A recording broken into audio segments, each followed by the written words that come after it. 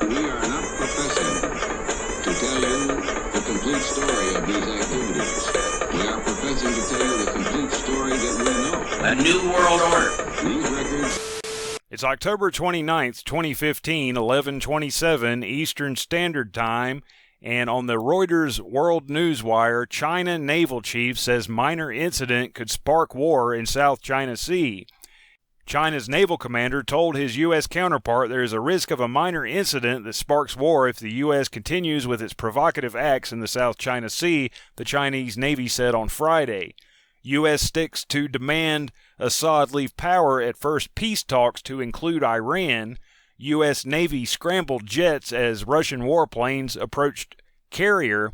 Warplanes bomb Libya, target Islamic States as witness, in defeat for Beijing Hague Court to hear South China Sea dispute.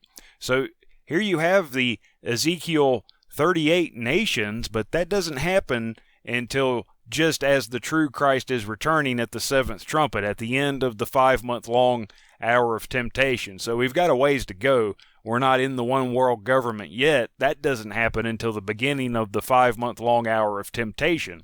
How do we know that? Because it has 10 horns, and those 10 horns only reign 1 hour with the beast, the hour of temptation, 5 months. And that one world system receives a deadly wound, and then after that, Satan appears in Jerusalem as the false Christ at the 6th trumpet, and then after the 5 months is over, the 7th trumpet sounds and the true Christ returns. And on that very day, the Ezekiel 38 and 39 battle will take place, the battle of the Valley of Hamongog.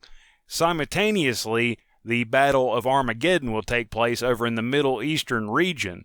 But here you have Russia, Gog, the head of these communistic nations that would come against America at the very end, in Iran, Persia. You can see them as well in Ezekiel 38, as well as Libya. And no doubt China will be involved as well, in as much as they're allied with Russia, that is to say Esau. Jacob and Esau were fighting even in their mother's womb, and they became the two superpowers. Esau got the name of Edom, which means red, so that's why red is the color of communism, Russia being the headquarters with the red square still in Moscow.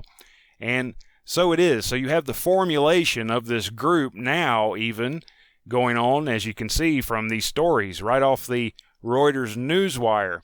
But it doesn't transpire until right at the end of the 5-month-long hour of temptation, that invasion spoken of in Ezekiel 38 and 39. And many people would say, how do you know it's talking about Russia? Well, you simply go back to Ezekiel 35, and you see there it speaks of Mount Seir, which is Esau, which became Russia of today. And also it says chief prince, go look it up in the Hebrew, Rus, Russia, the chief prince of the communistic nations. Russia is the head of the communistic nations. Jacob is the Christian nations, with America at the head of them. So Russia versus America, Esau versus Jacob is what we're talking about here. Been going on for a long time, and the Cold War having ended supposedly in the early 90s, here we have this latest altercation between Jacob and Esau over in Syria, and Damascus is prophesied to be destroyed as well, as you know from the book of Amos chapter 1. So keep on watching. We're not quite there yet. Again, Ezekiel 38 and 39 doesn't happen until after the 5 months.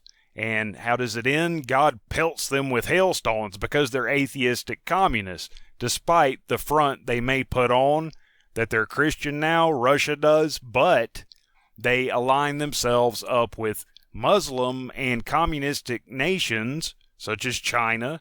Their main ally is Red China, and China was turned into a communistic nation by Russia, as you know, and it's the Kenites doing it behind the scenes, but it's Esau that's being spoken of as far as Ezekiel 38 and 39 are concerned. You see the young lions mentioned there, and they say to Gog, art thou come to take a spoil?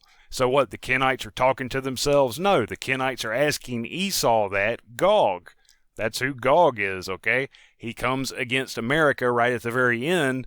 Meanwhile, Satan will be in Jerusalem, and the true Christ will return there and come with the armies of heaven to fight Satan and his armies, and it's all going to last about 5 seconds, because that's when Satan's role of Antichrist and his one world system are destroyed in the lake of fire at the 7th trumpet, and at the same time you have those hailstones rain down from heaven upon the communistic nations of Ezekiel 38 and 39. You can read of it there, and that's how it goes down, beginning the tribulation of Almighty God, because there are 2 tribulations. There's the tribulation of Satan, where he appears as Antichrist in the middle of that 5-month period, and after that, after the tribulation of those days, immediately after the tribulation of those days, as Christ said, then comes the return of the true Christ and the tribulation of Almighty God.